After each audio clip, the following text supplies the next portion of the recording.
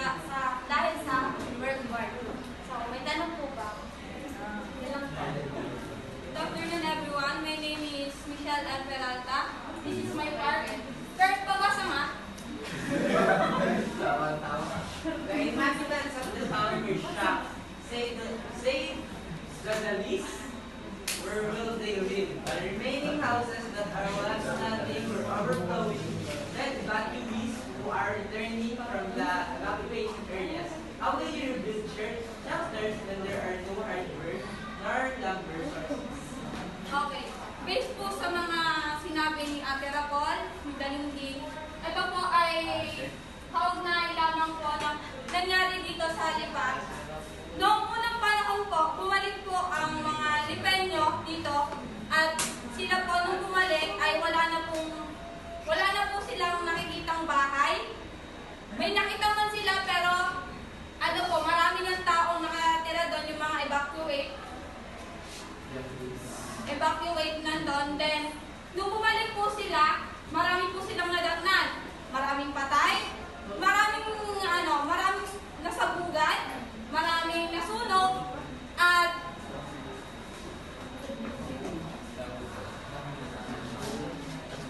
nung sila po naman ay nung part na magtatayo po sila ng bahay, sila po ay walang nakahanap na mga kahoy, materials na panggawa ng bahay. Kaya po, nung nangyayari po yung World War II, ang hirap po sa part nila na gumawa ng bahay kasi pag tayo nasa part na yun, hindi naman tayo agad makakagawa ng bahay. Alam niyo kung nasan tayo? Nasa kalye lang. Wala tayong ginagawa. Pero, hindi ako galit guys. Pero nung inaano nila yon, nag-iisip na sila ng mga dapat nilang gawin, pinaplano nila kung paano nila mabubuo ang Lipa. Thanks. Welcome po person. Good afternoon everyone. My name is Minostan Aguilar. So, continue ko lang po as sinabi ni Peralta. So, the Lipeños did not accept that they went back to their houses under drive, wearing galvanized iron clips. They straightened and restored the usable roofs and walls. Bamboos and small forests, which were gathered and used as frameworks for their houses. So, yun nga sinabi ni Peralta na yung mga naninirahan sa bayan, which is yung mga Lipenyo, is nabigla. So, bakit sila nabigla? Kasi nga, saan sila kukuha, saan sila titira kung ganun nga yung nangyari noon. So, yung mga evacuees noon is napuno na. So, bumalik sila dun sa bahay nila, and then, nung nakita nila yung bahay nila na, yun nga, na-destroy, so, nabigla sila, hindi nila alam kung ano ang gagawin nila. And then, so, wala silang, hindi nila alam ang gagawin dahil nga wala silang supply ng mga materials, tulad na lamang ng mga kahoy at mga iba pang materials na papagawa para magawa nila ulit yung kanilang bahay.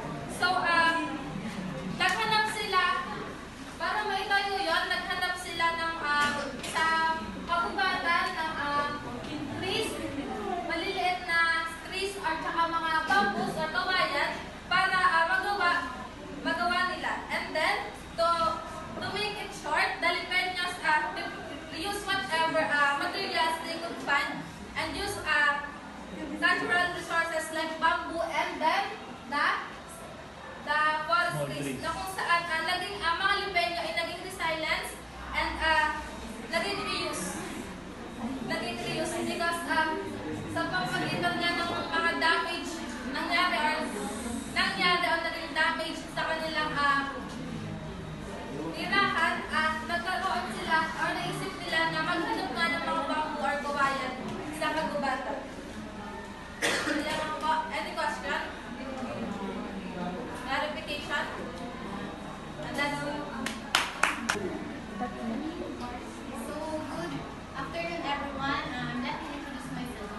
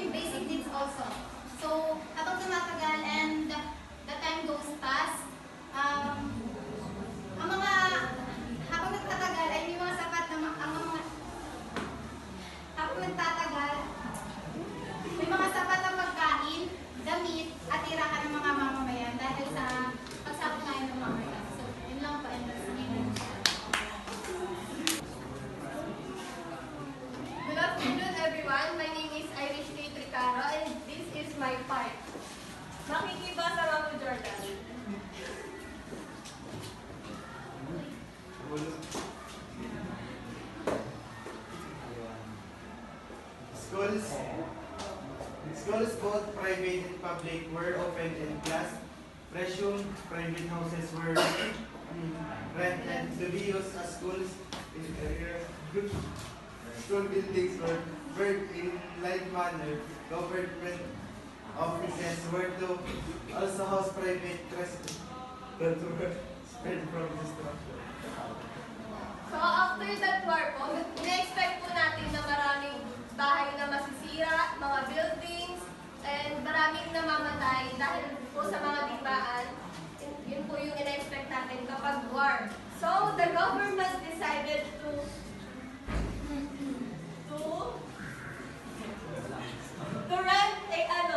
rent a house for private to rent a house and to open or to resume or to continue the classes, both private and public schools po.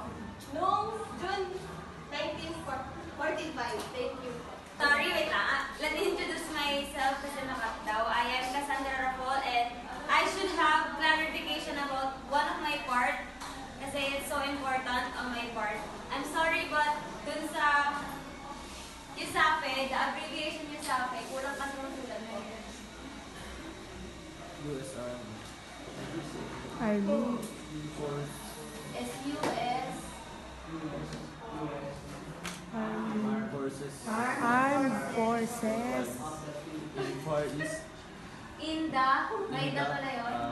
In the Far East. Kasi baka masali siya sa quiz or sa exam.